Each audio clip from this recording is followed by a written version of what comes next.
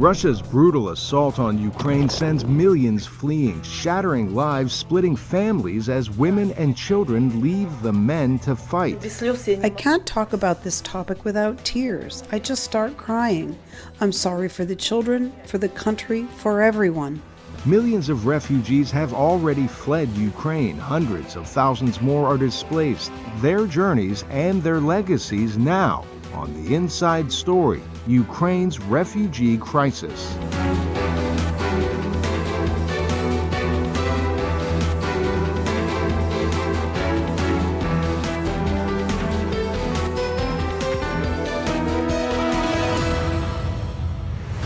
Hello, I'm Carolyn Pursuti, VOA's senior Washington correspondent on a rainy day in the nation's capital. This is the Ukrainian Embassy. It's quite a modest building along a busy main street in Washington's prestigious Georgetown neighborhood. You can see all these flowers, all these letters of support for Ukraine, which has been under Russian bombardment for the last 3 weeks. You can see all the notes. This one says, Iranians support for Ukraine's struggle for freedom and national sovereignty. And look in these bouquets. There are a lot of sunflowers. That's because the Ukrainian national flower is a sunflower. Back in 1996, when Ukraine gave up their nuclear weapons, the countries of Russia, Ukraine, and the United States decided to plant sunflowers on the missile field. Meantime, in the news lately, President Volodymyr Zelensky vowed Ukraine would not give up and would not lose, pleading to the British Parliament for more help. The UK is following the American lead in banning imports of Russian oil. But economic sanctions will take time to tighten the pressure on Russia. And that's the time the Ukrainian people don't necessarily have. So we will take you inside the humanitarian crisis Russia's attack is creating. More than 2 million Ukrainians have fled the country, according to the United Nations, half of them children. Now, follow me on this statistic. The number of refugees in 2 weeks from Ukraine is more than the number that fled to Europe from Syria in 2015 and 2016 combined. More than half are landing in Poland, with Slovakia, Hungary, and Romania also taking in a significant number. Our Henry Ridgewell begins our coverage from the Polish border town of Przemysl. Shattered lives, reduced to a suitcase full of clothes and a few cherished mementos, thrown together in the panicked final hours of escape. Ukraine's western city of Lviv has become a major hub for Ukrainians fleeing Russia's mortars and missiles. The women and children leave behind their homes and their husbands, their fathers, their sons. The men must stay behind to fight. After days of exhaustion and terror, the train carries them over the border and into the safety of Poland. The first stop is Przemysl. Here they can change trains to travel across Poland and beyond. This family is hoping to reach Lithuania. We will go on. We will get through it. I hope that everything will end well and that our Ukraine will win. I want to return. I want to go home. Each and every family has a similar story of loss and fear. More than 1 million Ukrainians have now fled the country, according to the United Nations. Most have escaped to Poland. Many of these Ukrainian refugees have friends and family in Poland or elsewhere in Europe where they can stay. But as the war intensifies, the numbers crossing the border increases, so the pressure on Poland intensifies. Not all have a place to stay. Caleb Poitier from Republic of Congo was studying electrical engineering in Odessa. He fled with his Ukrainian girlfriend as the Russian attacks began. For 1 week, we slept at the border on the way to get here. Now we're fine. I can say that in Poland, we've been well received so far. We are here to wait to take the bus to go to the other side of Europe, to other countries, maybe to get to France. Volunteers from dozens of countries have come here to help, offering food, clothes and shelter, and car rides to destinations across Europe. hundreds of thousands of Ukrainians are also fleeing by car or on foot, dragging their few belongings across the border, a frontier that has become a geopolitical fault line across Europe.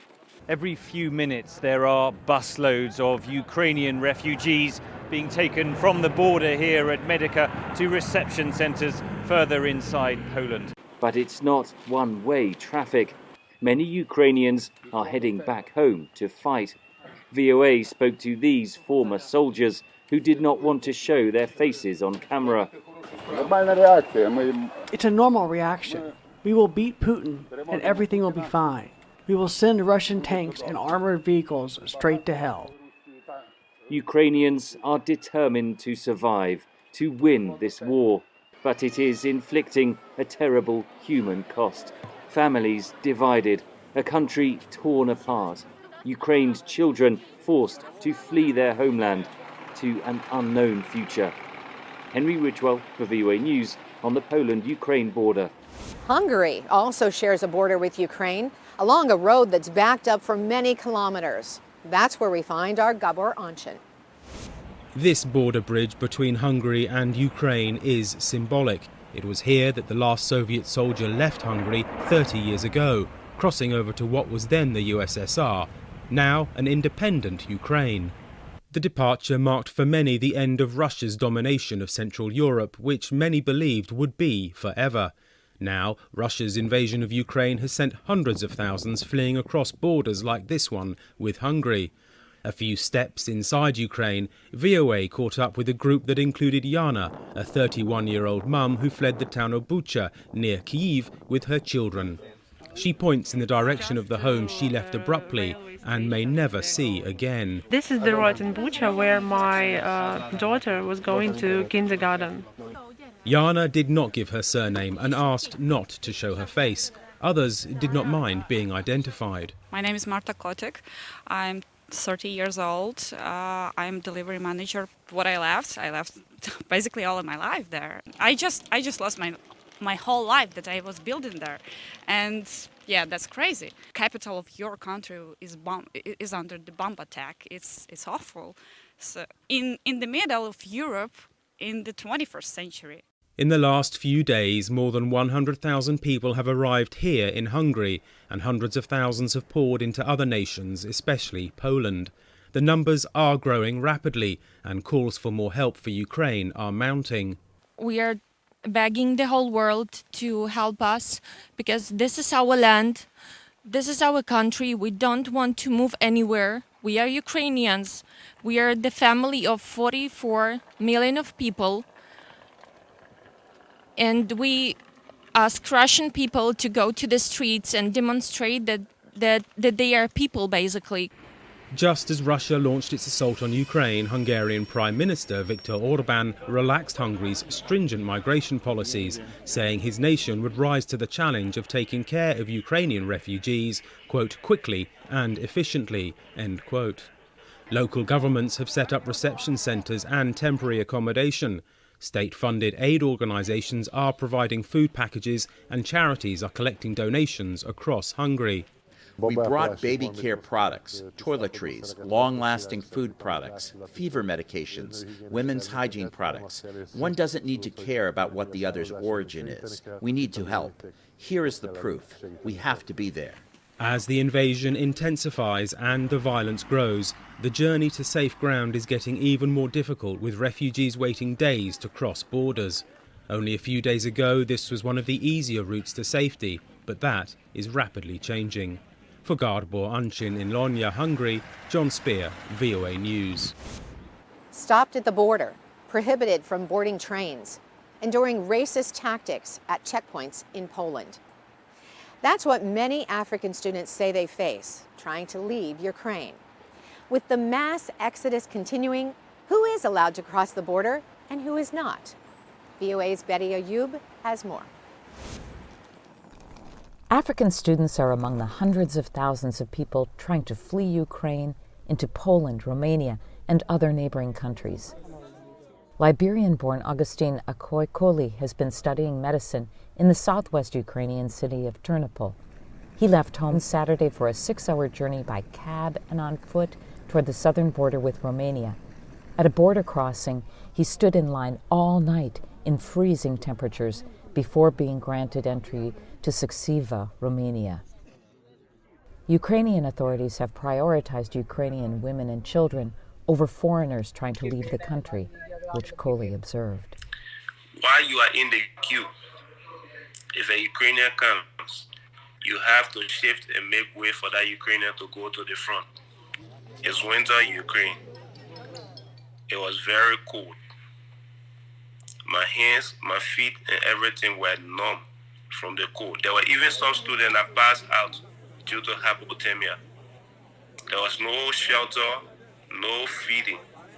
At that point, you had to do everything on your own. There were even acts of aggressive behavior captured on video by Akoikouli's friend while they waited. The video clip showed several uniformed men on the Ukrainian side of the border shoving people who Akoikouli called foreign students sitting on the ground and barely visible behind a parked vehicle. It is unclear if these are Ukrainian border guards shoving people. The hashtag Africans in Ukraine has been trending on Twitter, with posts of video clips and texts alleging mistreatment of Africans trying to get out of Ukraine. Chizoba Okwar, a Nigerian-born resident of New York, has been sharing some of these videos on her blog, Africans in Diaspora. Since the invasion, they've been trying to get either from the war zone to the safe zones or to other countries like Romania, Poland, and so on. But it has been absolutely difficult for them to do that because it's either they're not let on the buses and trains, or when they do get on the buses and trains, they're literally pulled out. European officials say everyone is being treated equally once they cross out of Ukraine. Poland's ambassador to Nigeria, Joanna Tarnowska, told local media everyone is receiving equal treatment at the border, adding some Nigerian nationals have crossed into Poland. In a tweet sent Tuesday, Ukrainian Foreign Minister Dmytro Kuleba said, "Africans seeking evacuation are our friends and need to have equal opportunities to return to their home countries safely." But the African Union's top leaders released a statement Monday saying they were disturbed by reports that African citizens in Ukraine were not being allowed to cross the border to safety. A State Department spokesman told VOA any act of racial discrimination is inexcusable. And the European Commission also told VOA that it would soon propose to activate the Temporary Protection Directive to aid people fleeing Ukraine. Akoikouli, the Liberian student, said that once he crossed into Romania, everything went smoothly. They had free food, like everything at that point was free. You can take whatever you want, you can eat whatever you want that was available there for free. And they even had some blankets because of the cold, like this one. Akoikouli said new arrivals were told they would get help with food and lodging for 30 days. He then had this appeal to the international community. These are difficult times for foreign students around Ukraine. So I'm calling on the international community, whatever way in which they can help those foreign students that are going to other European countries to seek refuge. They should try as much as possible in their own way to help. For Betty Ayoub, Carol Gunsberg, VOA News.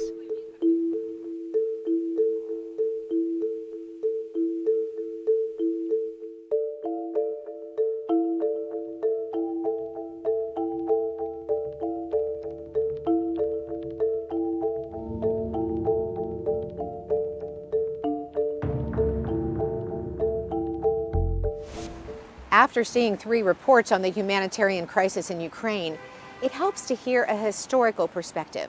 So to get that, I interviewed Professor Keith Darden from American University. Professor Darden is with the School of International Service. His specialty is Russia, Ukraine, and Eurasia. It's obvious the Europeans are welcoming the Ukrainians, but at what time do these countries establish limits? It's really hard to handle that many refugees. And many have gone to Poland, but a lot are going to Moldova as well. I think we're going to see an increase in flows to Moldova as the war progresses in the south, right? So it's a really short trip from Odessa and Mykolaiv. to Moldova, so we'll see more pressure there. So I think some of it is going to just be these are countries that are going to have a hard time assimilating this large of a refugee population, and they're going to need a lot of external assistance to do that. Let me ask you about that long-term strategy, because a lot of observers say this is unlike World War II because it is a larger group and they're arriving quicker. So what can be the long-term plan here? Well, I do think that Poland has taken in a large number of Ukrainian refugees, in part because they do feel a kinship with Ukraine, that large parts of Ukraine and Belarus were part of Poland in the interwar period. And so there is a sense in Poland that these are not really foreigners. And so some of those people might be settled in Poland for the long term, particularly as part of a kind of a, I think Poland's probably going to get on board with EU refugee policies in a way that it has been very resistant up until now. And they can probably get some significant funds to help settle people. And it could, in the long run, be pretty stable. But, the flows are likely to continue to increase. So it's 2 million as of today. It might be 4 million next week, and so I think we have to think about getting people into the United States, into the UK, Canada. It's going to be a broader distribution of those populations, and also trying to settle this conflict so that these people could actually go home. Professor Darden, you're a man of history. So if you could tell us, just what do you personally see as the future, the next week, the next month? Is it totally in the hands of Putin? Or do you see this leading to an end eventually because of the pressure that we've been putting on Russia? I think it's not totally in the hands of Putin. It's partially in the hands of Zelensky. So there are ongoing talks between the government in Ukraine and the Kremlin. It's just that what is being asked of the Ukrainian government is a very hard ask. But it might be worth it to end that conflict. The sanctions make it hard for the Russians to sustain this. They're going to have to move back to a more autarkic economic model that they are going to live a lot worse than they do now. And so that's going to cause pressures at home. So the Russians kind of want to settle this, I think, but also want it settled in a way that meets their war aims. And I think the Ukrainian side would also like to settle it so that their cities are not destroyed and their people are not fleeing to Europe. Covering the attack on Ukraine exposes journalists to tremendous danger. A cameraman was killed in the early days of the attack, as we look at the risks in this week's Press Freedom Spotlight.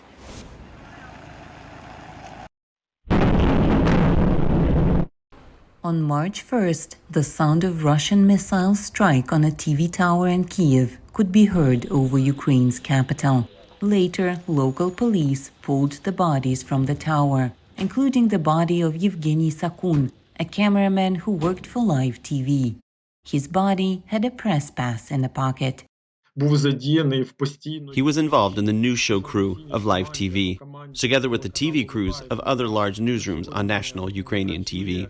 His colleagues say that during military actions, journalists work mostly on a volunteer basis. 4 of our main media groups have united and we're doing joint coverage of the whole of Ukraine. So the story of all journalists is not the story of particular editorial task anymore or particular channel. It's a story of working together in the media sphere in order to give viewers a clear image that reflects the facts. We don't yet know whether Sakun was working or was at the tower for another reason. Sakun's family has also been missing since the cameraman's death. 4 other bodies were also found at the tower. It's not yet clear if the other victims were his colleagues, family, or visitors. We had to get in touch with his relatives, but we can't reach anyone. And there is no one at apartment where he lived. But because of the ongoing war, many people had to evacuate, so there is hope his relatives and close ones are alive. The 49-year-old was a Kiev native. His colleagues say he was very sociable, kind, and professional. For the National Union of Journalists of Ukraine, Sakun's death is a direct attack on freedom. This is an evident direct attack on the freedom of speech. The information about his death is a powerful message that creates fear and anxiety for all Ukrainian journalists. We all realize any one of us could have been in his place, any Ukrainian journalist. The Committee to Protect Journalists issued this statement. We are deeply saddened by the death of Ukrainian journalist Yevgeny Sakun, who was killed in a reckless Russian attack on civilian infrastructure in Kyiv. All parties to the conflict must protect local and international journalists and stop targeting media facilities and equipment. Besides Sakun, the TV tower attack killed 4 others and wounded 5. For Irina Matvichuk, Anna Rice, VOA News. As the war continues between the neighboring countries, future ventures in space exploration now hang in the balance. VOA's Arash Arabasadi explains in our special edition of The Week in Space. We begin in Ukraine, where Russia's invasion of its neighbor continues and aerial images are playing a key role. The Ukrainian Defense Ministry and the Commander-in-Chief of the Armed Forces of Ukraine released these unverified videos claiming to show drone strikes destroying Russian military convoys, launchers, and missile systems. Meanwhile, space technology company Maxar released these images showing parts of the 64-kilometer Russian convoy that stalled in its push to the Ukrainian capital, Kyiv. Recent Russian missile strikes destroyed civilian infrastructure, including a TV tower, killing at least 5 people. A plea to help Ukrainians stay connected made by the country's vice prime minister led billionaire SpaceX founder Elon Musk to act. And liftoff of Falcon 9, Starlink 4.11. Starlink is the global broadband subsidiary of SpaceX. It uses thousands of satellites to deliver high-speed internet to underserved parts of the world. If you have a terminal like the ones recently delivered to Ukraine, you can get online. As the Russians clamp down, as they restrict access, reporting is going to become a lot more scarce. People can still send out their videos of whatever atrocities these forces are committing or whatever. That's going to be really important. Putin's forces are not going to be able to hide from the world because of this access to internet. As recently as the past few weeks, the prospect of terminating the decades-long partnership aboard the International Space Station seemed impossible. A lot has since changed. The head of Russia's space program sent a series of tweets in which he said the ISS would crash to Earth if Russia decided to leave. Elon Musk replied to the tweet with a SpaceX logo and said his company would step in if Russia backed out. They may be threatening to pull out. I think the bigger question is, do we allow them to stay? A big part of me hopes that we do. I spent years and years and years of my life trying to work on this partnership, but Mr. Putin really seems to have lost his mind, and I don't know where that's going to end. It might end up in a dangerous place, and so we'll see. This is a place I never thought we'd be at. Russia's invasion of Ukraine could also derail a joint mission to Mars that Russia and the European Space Agency had planned for later this year. A project delayed since 2020 due to the pandemic now seems even less likely because of sanctions on Moscow, according to the ESA, which will have to wait longer to attempt to land its first rover on Mars. Arash Arabasadi, VOA News. Back again in front of the Ukrainian Embassy, where the items of encouragement just keep coming. All the flowers, all the notes, all the posters, even a ribbon in blue and yellow, the colors of Ukraine. And check out this message. The soul of freedom is deathless. It cannot and will not perish.